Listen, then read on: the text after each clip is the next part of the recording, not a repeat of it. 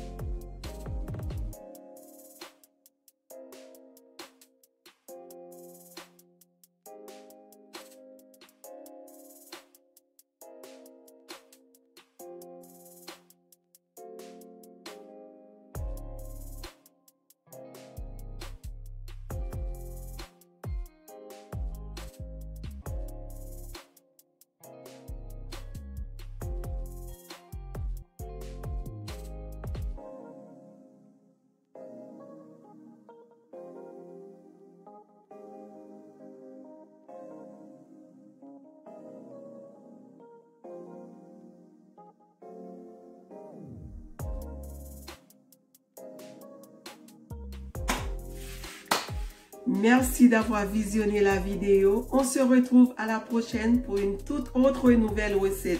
À bientôt. Gros bisous à tout le monde. À bientôt. Ciao.